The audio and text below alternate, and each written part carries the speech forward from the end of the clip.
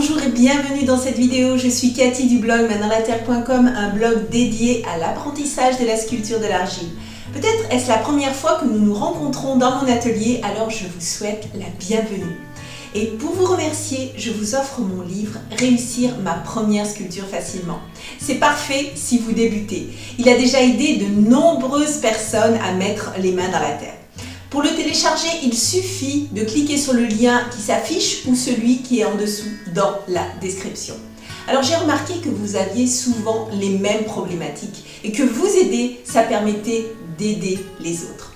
C'est ce que nous allons voir ensemble dans cette vidéo. Je vais détailler plusieurs études de cas des abonnés qui ont eu la gentillesse de se prêter au jeu des questions. D'ailleurs, si vous souhaitez à votre tour me poser des questions, vous pouvez vous inscrire à ma newsletter ou alors me les poser dans les commentaires juste en dessous.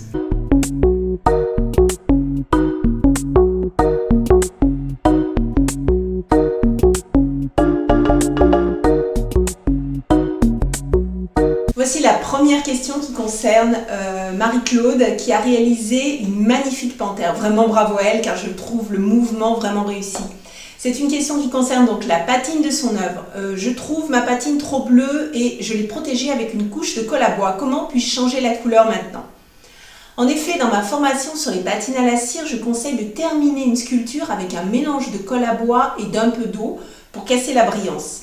Cette colle va créer une sorte de film plastique autour de l'œuvre, la protégeant de la poussière, des coups d'ongles. Le seul inconvénient, c'est qu'il est plus compliqué par la suite de rectifier la teinte de la patine. Voilà ce que je ferai, Marie-Claude. Je passerai avec de légers mouvements un petit papier de verre très fin pour enlever la couche de colle. Pourquoi? Parce que la cire ne fonctionne que sur une surface poreuse et la colle l'a rendue imperméable. Vous pouvez ensuite rectifier la couleur de votre patine, mais personnellement, je la trouve magnifique. Cela lui donne un côté très moderne avec un sujet animalier qui est plutôt, on va dire, traditionnel. Et ça fonctionne très bien. Mais chacun ses goûts.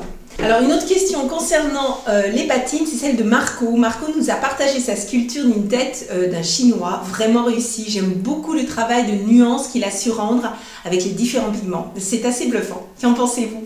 Voici la question de Marco.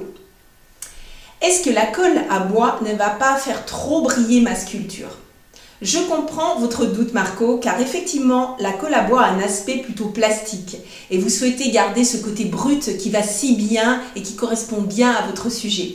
Le fait de mettre un peu d'eau dans la colle va casser sa brillance. De plus, une fine couche ne posera pas de problème et vous n'allez pas avoir un aspect émaillé par exemple.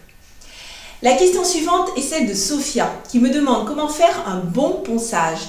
Le ponçage est une étape importante car il donne un côté vraiment fini à votre sculpture. Il enlève les petits coups d'ongles ou les bouts de matière que vous avez pu avoir lors du modelage. Mais il demande beaucoup de précautions. En effet, l'argile sec devient extrêmement fragile et friable. Vous devez avoir des gestes très doux. Ici, je parle d'argile à cuire bien sûr. Si vous utilisez de l'argile sans cuisson, il est moins fragile au séchage car il contient de la résine qui va remplacer la cuisson. Mais vous devez quand même faire très attention, surtout si vous avez des parties qui dépassent comme un bras par exemple. Pour cette argile, prenez plutôt du papier de verre, alors que pour l'argile à cuire, j'utilise plutôt des petites éponges. Mais je prends aussi du papier de verre fin lorsque j'ai besoin d'aller dans des petits recoins.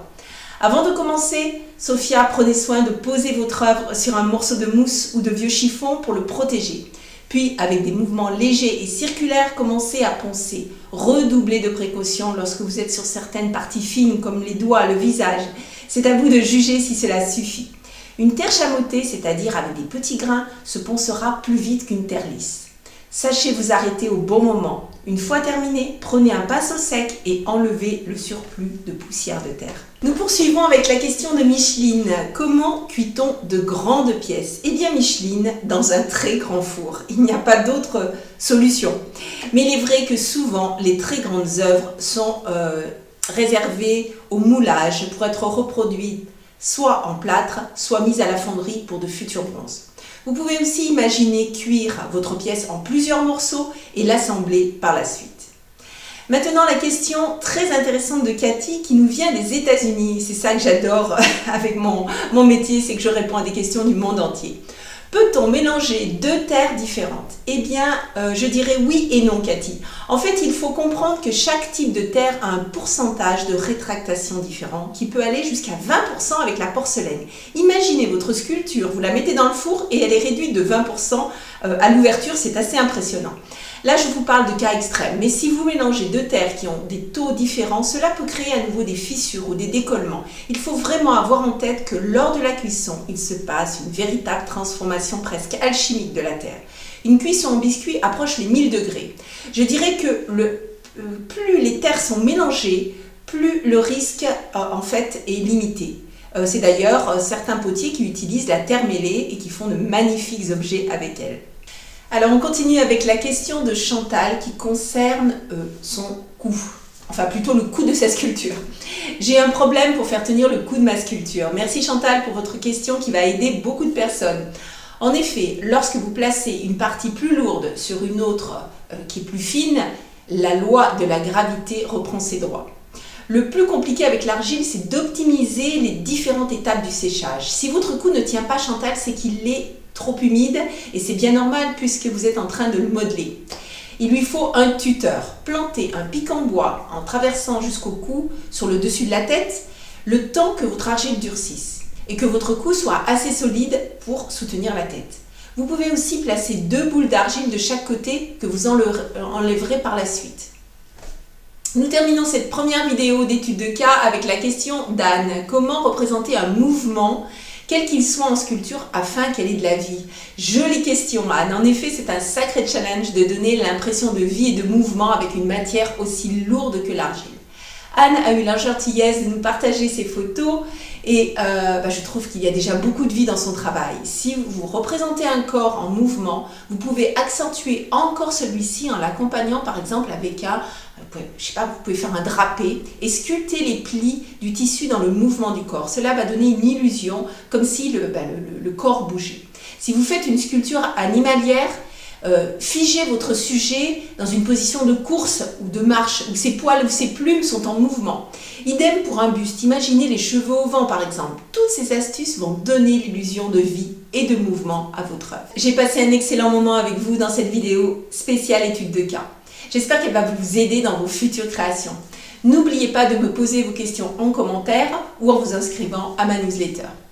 Vous ferez peut-être partie de la prochaine vidéo. Je vous remercie. Un petit pouce si vous avez aimé et bien sûr abonnez-vous à la chaîne comme ça vous ne louperez rien de tout ce qui concerne le monde demain dans la Terre. À bientôt. Bye bye.